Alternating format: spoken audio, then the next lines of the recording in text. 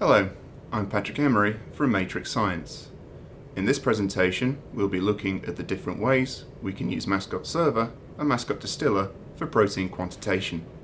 To make this task manageable, we have classified the various approaches into a limited number of protocols. So far, we have identified 6 distinct protocols. Reporter is quantitation based on the relative intensities of fragment peaks at fixed M/Z values within an MSMS spectrum, for example iTRAQ or tandem mass tags. Precursor is quantitation based on the relative intensities of extracted ion chromatograms, XICs, for precursors within a single dataset.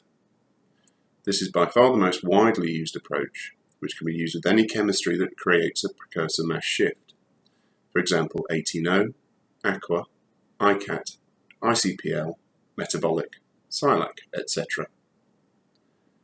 Multiplex is quantitation based on the relative intensities of sequence ion fragment peaks within an MSMS spectrum. This is a novel approach which can be used with any chemistry that labels one peptide terminus, creating a small mass shift, such as 18O or SILAC under certain conditions. Replicate is label-free quantitation based on the relative intensities of extracted ion chromatograms, XICs, for precursors in multiple datasets aligned using mass and elution time. All these 4 methods are used to measure the relative abundance of a protein from sample to sample, for example, whether a particular protein is up or down-regulated when an organism is stressed or diseased. The next 2 methods are used to estimate the relative abundances of different proteins within a single mixture. emPAI is quantitation for the proteins in a mixture based on the protein coverage by the peptide matches in a database search result. Average is quantitation for the proteins in a mixture based on the application of a rule to the intensities of extracted ion chromatograms, XICs, for the peptide matches in a database search result. For example, the average intensity for the 3 strongest peptide matches per protein. The rows with a blue background are the protocols that are implemented in the search engine and don't require any additional software. The common factor for these protocols is that all the information required for quantitation is contained in the peak list. The other 3 methods require additional information from the raw data file, either because it is necessary to integrate the elution profile of each peptide, or because information is required for multiple peaks in the survey scan. These methods require that the raw data files are processed using Mascot Distiller. For methods that require additional information from the raw data file, the workflow looks like this. The raw data file is processed in Distiller and the search submitted to Mascot. When the search is complete, the results are returned to Distiller. The quantitation report can then be generated in Mascot Distiller, which has access to both the Mascot search results and the raw data. We wanted to keep the user interface simple. Quantitation adds a huge number of choices and parameters, but there is no point in exposing all of these in the search form. The approach we have chosen is to encapsulate these choices and parameters into named quantitation methods. This means that the search form has just a single control. Methods that have MD at the end are the ones that require Mascot Distiller. The configuration file that encapsulates the choices and parameters for each quantitation method is called quantitation.xml. This is an XML file, and there is a browser-based editor for modifying methods and creating new ones. Quantitation.xml lives on the Mascot server and is read by both the search engine and Mascot Distiller. The browser-based configuration editor provides an interface to all the Mascot configuration files. In the case of quantitation, you can edit an existing method or make a copy of it as the basis for a new method. For each method, a tab dialog is used to navigate between property pages. In many cases, the property pages correspond to XML elements, but sometimes elements have been combined into a single page or split across multiple pages so as to give a balanced layout. Here we can see a duplex ICPL method. The unlabeled and labeled components have been called heavy and light. but you are free to choose your own names so as to make the final report as clear as possible. We have taken trouble to ensure that appropriate statistical procedures are correctly used. For example, we test that a set of peptide ratios is consistent with a normal distribution before rejecting outliers or reporting a standard deviation. Standard deviations are always geometric because we are dealing with ratios that conform to a normal distribution in log space. emPAI quantitation offers approximate, label-free, relative quantitation of the proteins in a mixture based on the protein coverage by the peptide matches in a database search result.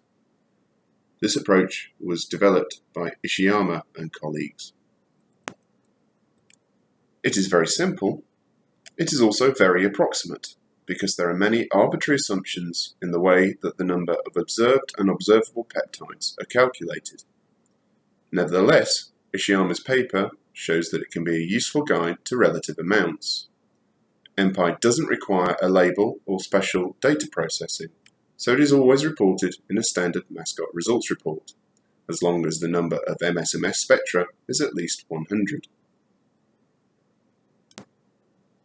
Multiplex is quantitation based on the relative intensities of sequence ion fragment peaks within an MSMS spectrum. This approach, developed by Zhang and Newbert, can be used with any chemistry that labels one peptide terminus and has a reasonably small mass shift.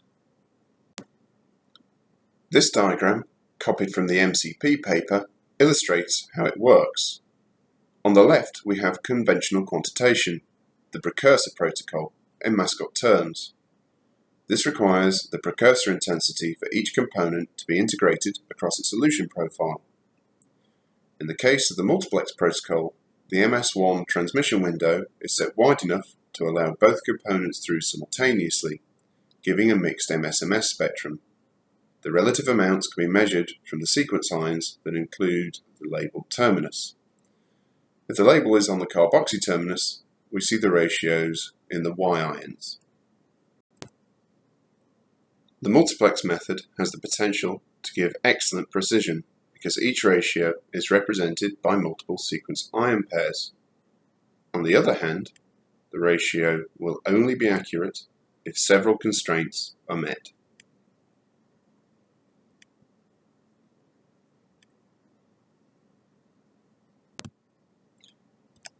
Isobaric peptide termini labeling, IPTL, is a recent improvement to multiplex. This labels both termini, and the difference between the two components is a mass increase at one terminus, exactly balanced by a mass decrease at the other. Having isobaric precursors removes the requirement for the transmission window between MS1 and MS2 to be wide enough to accommodate the mass shift introduced by the label. This is an example of multiplex using a dataset courtesy of Zhang and Newbert. The instrument was an ion trap and the label is 13C6 SILAC on K and R. We can see that the heavy component has been strongly upregulated in this peptide from human ephrin. One of the complications of any type of isotope labeling is isotope impurity. It is rarely possible to get 100% enrichment. In the Mascot quantitation schema, this is described by a correction element. An impurity correction works downwards. That is, in this 18O method, some of the intensity of peptides labelled with the 18O label will appear at lower mass values because the heavy water is only 95% enriched. A second type of isotope correction, averaging, works upwards. This describes how some of the intensity will be found at higher mass values because of the natural abundances of heavy isotopes. An averaging correction only matters when the mass delta is small, as in the case of 18O labeling. A third type of isotope correction is used in iTRAQ and TMT, where the correction factors are obtained experimentally by analysing the isolated reagents. This combines both upward and downward corrections for labels which have complex multi-isotope compositions. In data processing terms, the reporter protocol is one of the simplest. However, we did find that the peak list exported from the 4000 series data system or submitted to Mascot from GPS Explorer did not have the correct peak areas for the reporter ions. We had to write our own application to export an uncorrected peak list from the Oracle database. We've released this utility, called TS2Mascot, as freeware, and you can download it from our website. So for iTRAQ, we could launch TS2Mascot and choose Mascot Search. Which brings up the search form. We choose an appropriate quantitation method. We don't need to specify the iTRAQ modifications because these are predefined in the quantitation method. Submit the search. Unless it is a very small dataset, the result report will default to the protein family summary. This example is 8-plex iTRAQ. In the Proteins tab, you can toggle display of the ratios for proteins and for individual peptides. For the protein ratios, a tooltip shows the peptide ratio count, the geometric standard deviation, and the p-value for the ratio being different from 1. Which ratios are displayed and how they are named is specified in the quantitation method. You could edit the method to report different pairs, e.g. 115 over 114 and 117 over 116, or something more complex, like ratios to the sum of all 4 channels. Note that you can't do this if you're using our public website, because this is a shared resource, so you don't have access to the configuration editor. We go to the Report Builder tab to configure a tabular report covering all the proteins of interest. You can select and reorder the columns, apply filters, and sort the rows. As an example, maybe we want to list proteins with the largest fold change for 114 over 113 after excluding contaminants. The table has been sorted on descending 114 over 113. The other widely used reporter chemistry is TMT from Thermo. This slide illustrates the appearance of the select summary, which is the default for small datasets. For the reporter protocol, i.e. iTRAQ or TMT, you have to be very careful with peak detection. Reporter ions do not have natural isotope distributions, so anything that assumes this will not be reliable. Whatever peak picking software you use, you'll probably need to experiment with the settings. Whether to calculate protein ratios from the average, median, or weighted average of the set of peptide ratios is best decided by running some standards, e.g. a cell lysate spiked with varying amounts of a known protein, and seeing which gives the best accuracy and precision. Normalisation is a way to reduce or eliminate systematic errors.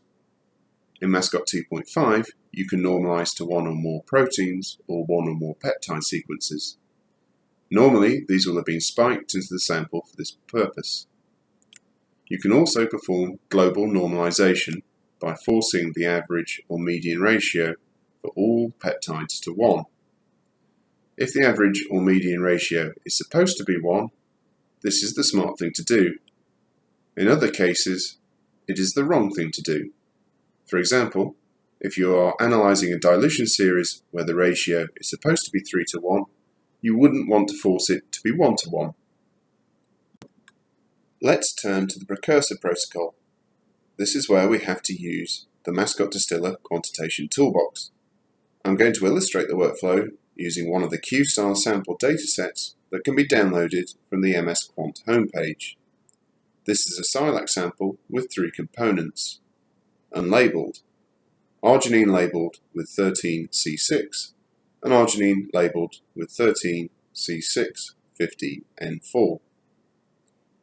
First, we open the WIF file in Mascot Distiller and process it into peak lists. The peak lists are submitted to a Mascot server to be searched. There's an opportunity to tweak the search conditions, but most of the important settings, including the modifications, are embedded in the selected quantitation method. We get progress reports while the search is running. When the search is complete, the results are imported into Distiller. All the required information is now available, so Distiller is in a position to generate a quantitation report. After a few minutes, the quantitation results are displayed as a table. The quantitation results are displayed in a new grid control at the top right. Click on a protein to display a list of quantified peptides. Click on a peptide to display the TIC plus extracted ion chromatograms for the three components, light, medium, and heavy. The scan window at the bottom right shows the precursor region of the selected survey scan.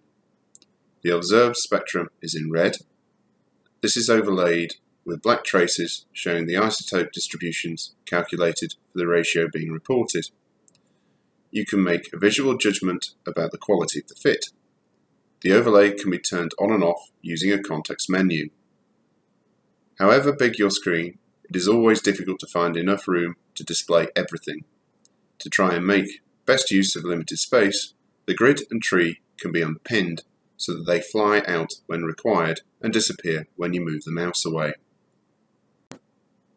Here the grid has been unpinned and is being displayed over the top of the other windows. 2 protein hits have been expanded to show individual peptides. 1 peptide has been expanded to show the corresponding Mascot matches. There's a lot going on here. If you want to study the numbers, this is the place to look. If you don't, then you can hide many of the columns to make the display simpler. Because this is a 3-component experiment, 2 ratios are reported, M over L and H over L. These labels come from the method and could equally well use sample IDs or whatever you prefer. The checkboxes allow you to override the decisions made by the software. If a checkbox is cleared, the peptide ratio is rejected and does not contribute to the protein ratio. You can spend many happy hours devising different ways to arrange the windows. With the tree and quant grid unpinned, we can see the chromatogram and scan windows more clearly. A tooltip for each scan provides mass and charge information. The light purple region is the XIC peak. These are the scans which have been integrated to determine the ratios. The grey bands, which look dark purple when within the XIC peak, are the scans for which we have Mascot matches. In this particular case, there are matches for all 3 components. If there is no match for a component, the precursor is inferred from its mass and coelution. If isotope distributions overlap, this is accounted for in all calculations. In any individual scan, the fit between the experimental and calculated distributions is unlikely to be perfect. Even so, in this case, I hope you'll agree that we can immediately judge that the ratio isn't too bad, and we can see there are no serious interferences or other problems in this particular scan. This is 018 data from an LTQ-FT, courtesy of Christopher Mason, Mayo Clinic. The sample is part of a dilution series, and this one is particularly tricky because the ratio is 10:1 light to heavy. Obviously, with only a 4 Dalton separation, the isotope distribution for the heavy is smoothly overlapped by the tail of the light distribution, particularly for larger peptides. At the protein level, the ratios come out around 0.08, which we think isn't too bad. This is the C-terminal peptide of BSA, which should be unlabeled, so reassuring to see the ratio is indeed close to 0. Sometimes XIC peak detection is a challenge. The starting point is a set of scans for which we have Mascot matches. You can hardly see, but in this case, there is a grey band way out here for a match obtained some 3 minutes before the main peak came through. The XIC peak detection algorithm has decided that the bulk of the signal is within the much narrower region to the right, as shown by the purple highlight. This, by the way, is still 018, but the sample is now 1:10 light to heavy. Now some metabolic data, courtesy of Rainer Kramer's group at the Reading Biocenter. In the heavy component, all the nitrogens in the proteins have been replaced by N15. The calculated distributions, shown in black, fit reasonably well with the observed peaks, shown in red. Notice the peak marked with the red star. This is due to the 1% isotope impurity.